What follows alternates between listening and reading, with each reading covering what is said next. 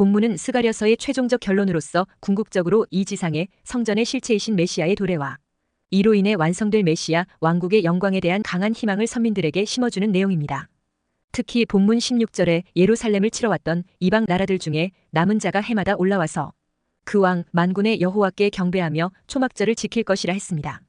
예루살렘을 치러왔던 열국 중에 남은 자가 해마다 올라와서 만군의 여호와 하나님을 숭배하며 초막절을 지킬 것이라고 합니다. 예루살렘을 공격하려고 온 자들이 어떻게 여호와 하나님을 숭배한다는 것인지, 이런 일은 사람의 힘과 능력으로 되는 것이 아니라 주님께서 역사하여 남은 자가 된 자들입니다. 그래서 이들을 특히 남은 자라고 하는 것입니다. 스가랴 선지자는 구약적인 언어로 예루살렘으로 초막절을 지키러 오지 않는 나라들에게 여호와 하나님께서 비를 내리지 않고 재앙을 내리실 것을 예언했습니다. 애굽 사람들이 초막절을 지키려고 오지 않으면 그들이 믿고 사는 나일 강마저 말라버릴 것이라고 합니다. 구약 성경은 예수님에 관해 두 가지 증거를 하고 있습니다. 즉 예수님의 초림과 재림을 증거하고 있습니다. 선지자가 그리스도의 초림과 재림에 대해 항상 순서대로 기록하지는 않았습니다. 바로 이 때문에 예수님 초림 당시의 성경 연구가들과 종교 지도자들은 메시아의 실체에 대해 갈피를 잡지 못했습니다. 사실상 그들은 그리스도께서 세상에 2번 오실 것이라고는 생각지도 못했습니다. 그러므로 그들이 예수님을 영접하지 않았다고 해서 가혹한 비난만을 할 수 없는 노릇입니다. 왜냐하면 그분이 스가랴 예언대로 곧바로 지상의 왕국을 세우지 않았기 때문입니다. 유대인들은 메시아가 받으실 고난과 후에 얻으실 영광에 관한 예언을 구분하지 못했던 것입니다. 그래서 대부분의 유대인들은 메시아에 관한 예언들이 그분께서 이 땅에 처음 오실 때에 다 이루어질 것으로 믿었습니다. 그래서 예수님 초림 당시 유대인들 생각에는 예수님이 메시아가 맞다면 그분이 지상의 왕국을 세울 것으로 기대하고 있었습니다. 그러니까 그 유대인들은 현 시대, 즉 교회 시대가 고난과 영광 사이에 끼어 있다는 사실을 알지 못했습니다. 그러나 은혜를 입은 우리는 갈보리 산 이 편에 서서 예언이 성취된 초림과 아직 성취되지 않은 재림을 쉽게 구분할 수 있습니다. 구약 시대의 선지자들이 메시아에 관한 예언을 했는데 크게 초림 메시아와 재림 메시아로 나누어 예언하고 있습니다. 그런데 초림과 재림을 한 문장에 바로 이어서 예언하는 내용들이 많았습니다. 그래서 후세대 사람들이 초림과 재림을 구분하기 쉽지 않았던 것입니다. 초림 메시아에 관해서는 그 탄생과 갈보리 희생과 오순절에 대한 말씀이 있습니다. 그리고 재림 메시아에 대해서는 적그리스도와 그리스도의 재림, 그리고 그리스도의 왕권에 대한 말씀이 있습니다. 이사야 61장 2절에 여호와의 은혜의 해와 우리 하나님의 보복의 날을 선포하여 모든 슬픈 자를 위로하되 했습니다. 이사야 선지자는 이 짧은 문장 속에서 메시아의 초림으로 대속의 은혜의 해와 재림으로 심판하시는 보복의 날을 함께 예언하고 있습니다. 약 2000년의 긴 시간을 담은 예언인 예수님 초림의 은혜의 해와 재림의 보복의 날이 한 문장 속에 담겨 있으니 제대로 구분을 못한 것입니다. 또한 예레미야 23장 5절 6절에 여호와의 말씀이니라 보라 때가 이르리니 내가 다윗에게 한 의로운 가지를 일으킬 것이라. 그가 왕이 되어 지혜롭게 다스리며 세상에서 정의와 공의를 행할 것이며 그의 날에 유다는 구원을 받겠고 이스라엘은 평안히 살 것이며 그의 이름은 여호와 우리의 공이라 일컬음을 받으리라 했습니다.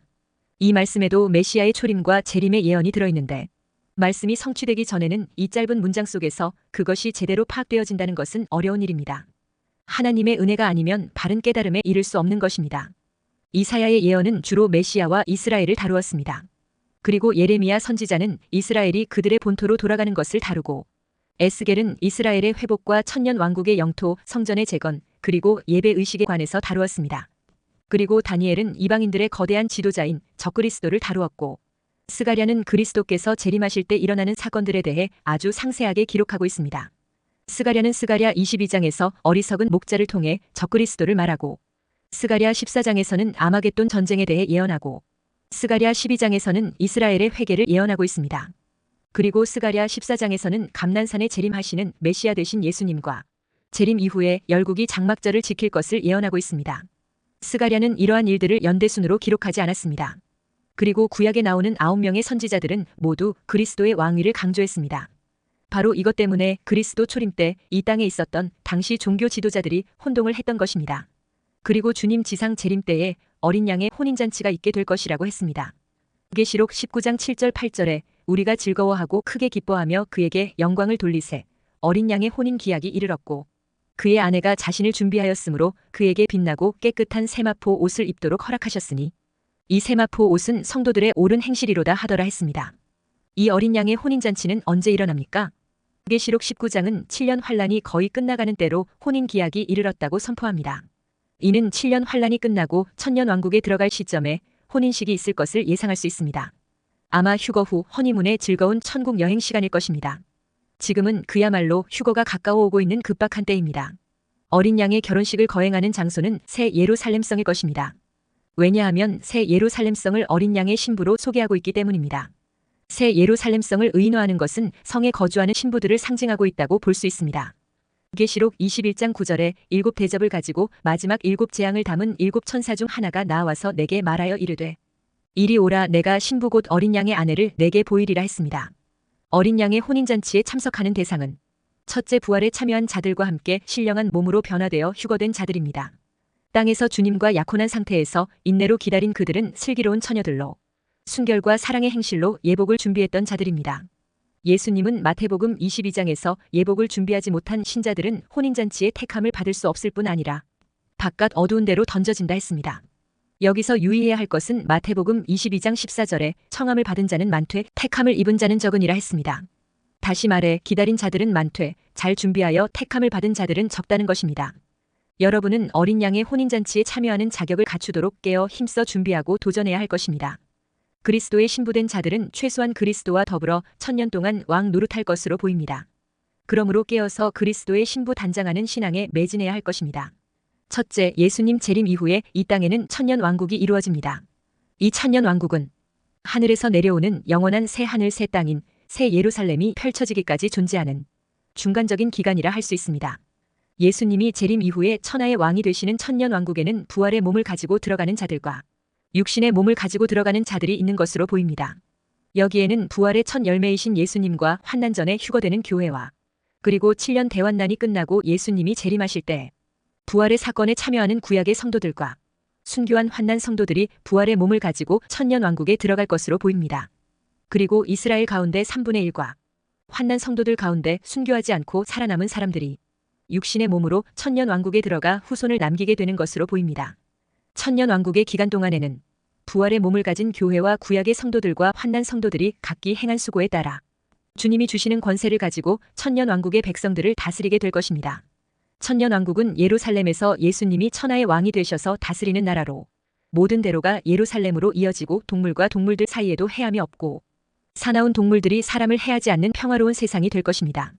부활로 영화롭게 변화된 성도들과 아직 세상 육체를 갖고 있는 남은 자들이 어떻게 공존할 것인지 어떤 차원으로 지내게 되는 것인지 이런 부분들은 정확하게 알 수는 없습니다. 구체적인 것은 1000년 왕국이 시작되면서 드러나게 될 것으로 보입니다. 우리는 지금 성경에 게시된 말씀으로 예상하는 것이기 때문에 서로 간의 연결이 잘 안 되는 조각들처럼 보이는 부분들이 있기 마련입니다. 그러면 1000년 왕국 기간 동안의 세상의 모습이 어떠할 것인지 제한된 계시의 범위 안에서 대강 살펴보면 이렇습니다. 이사야 35장 1절 2절에 1000년 왕국의 모습을 이렇게 묘사하고 있습니다. 광야와 메마른 땅이 기뻐하며 사막이 백합화같이 피어 즐거워하며 무성하게 피어 기쁜 노래로 즐거워하며 레바논의 영광과 갈멜과 사론의 아름다움을 얻을 것이라. 그것들이 여호와의 영광 곧 우리 하나님의 아름다움을 보리로다 했습니다. 1000년 왕국에는 저주받은 땅이 회복될 것입니다. 이사야 55장 13절에서는 잣나무는 가시나무를 대신하여 나며 화석류는 찔레를 대신하여 날 것이라. 이것이 여호와의 기념이 되며 영영한 표징이 되어 끊어지지 아니하리라 했습니다. 에덴 동산에서 아담과 하와는 범죄함으로 저주를 받아 세상은 가시덤불과 엉겅퀴를 내는 땅이 되었습니다.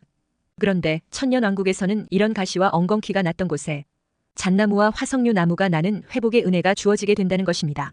그리고 1000년 왕국에서는 사람들이 장수하는 복이 주어질 것입니다.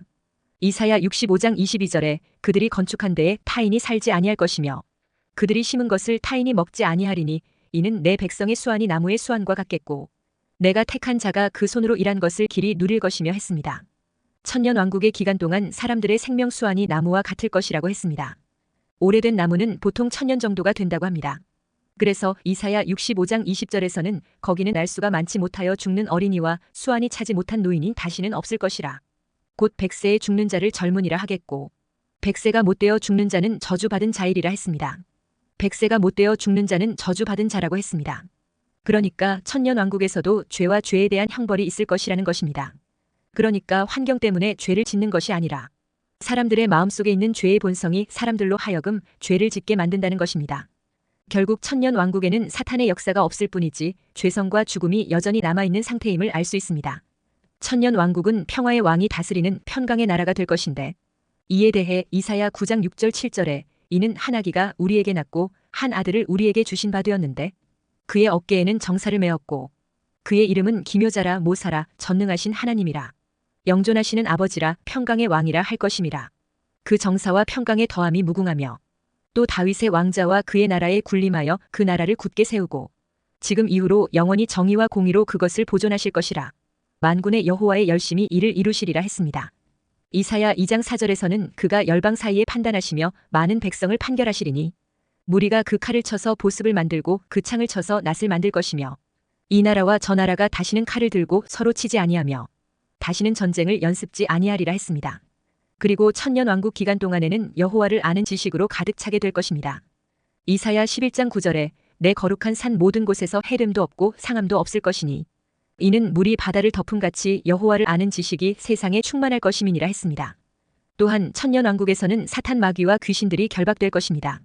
계시록 20장 1절에서 3절에 또 내가 보매 천사가 무저갱의 열쇠와 큰 쇠사슬을 그의 손에 가지고 하늘로부터 내려와서 용을 잡으니 곧 옛뱀이요 마귀요 사탄이라.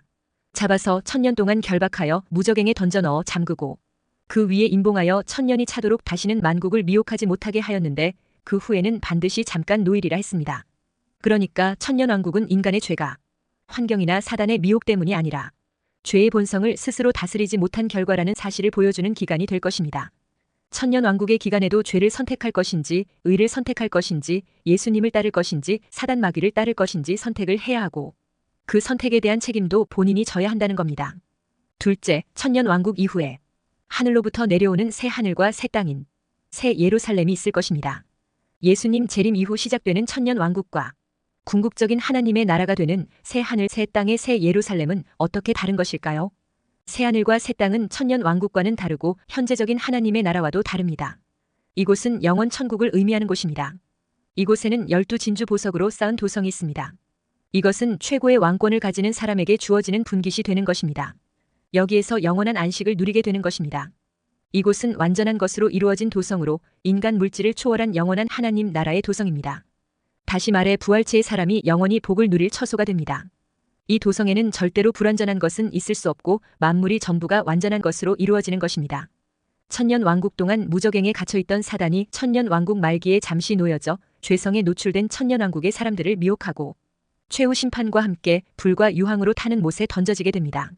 그리고 새하늘과 새 땅은 그 이후에 열리게 됩니다. 천년 왕국에서는 사람들이 들풀처럼 많아지게 됩니다. 이들은 사단의 유혹도 받지 않고 사단의 권세 아래 있지도 않았기에 죄도 병도 없이 번성하게 됩니다.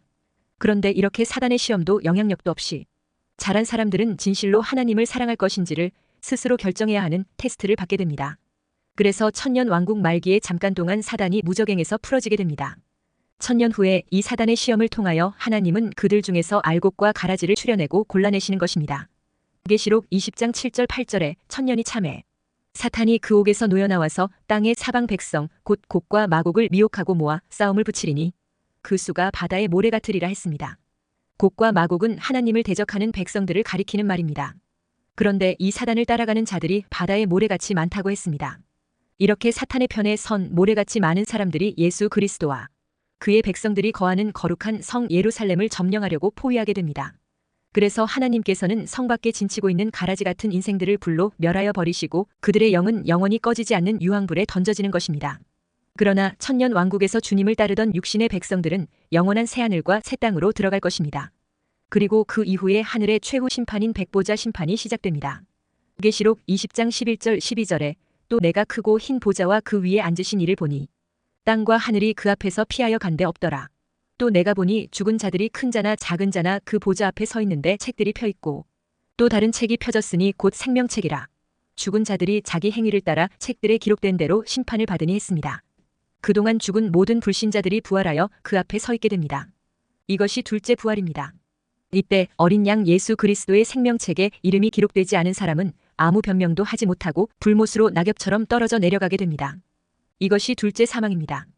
그리고 그 이후에 참으로 구원받은 성도들은 하늘에서 내려오는 새 하늘 새 땅인 새 예루살렘인 영원 천국으로 들어가게 됩니다. 이 새 하늘 새 땅, 새 예루살렘 천국은 어떤 곳입니까? 계시록 21장 3절 4절에 내가 들으니 보좌에서 큰 음성이 나서 이르되 보라 하나님의 장막이 사람들과 함께 있음에 하나님이 그들과 함께 계시리니 그들은 하나님의 백성이 되고 하나님은 친히 그들과 함께 계셔서 모든 눈물을 그 눈에서 닦아주시니 다시는 사망이 없고 애통하는 것이나 곡하는 것이나 아픈 것이 다시 있지 아니하리니 처음 것들이 다 지나갔음이러라 했습니다. 새하늘과 새 땅은 하늘로부터 오는 새 예루살렘입니다. 그러나 천년왕국은 갱신된 어떤 땅에서 이루어지는 나라입니다.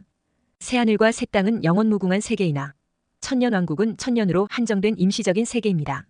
새하늘과 새 땅은 천년왕국 이후에 백보자 심판이 끝나고 영원히 열리는 영원천국의 세계입니다. 그리고 천년왕국에서는 죄가 제한되지만 새하늘과 새 땅인 새 예루살렘에서는 죄가 완전히 제거될 것입니다.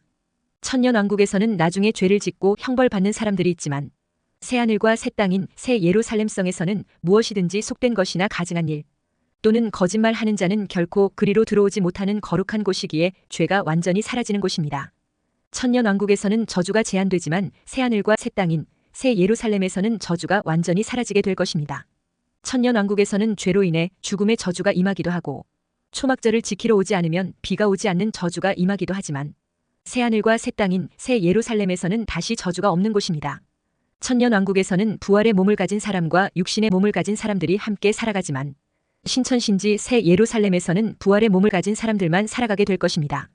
천년왕국에서는 이 기간에 태어난 사람들의 운명이 아직 결정되지 않은 상태이지만 천년왕국의 마지막 순간 배도의 사건이 끝나고 백보자 심판이 있은 뒤에는 영원히 인쳐진 구속받은 백성들만 새하늘과 새 땅인 새 예루살렘성에 들어가게 될 것입니다.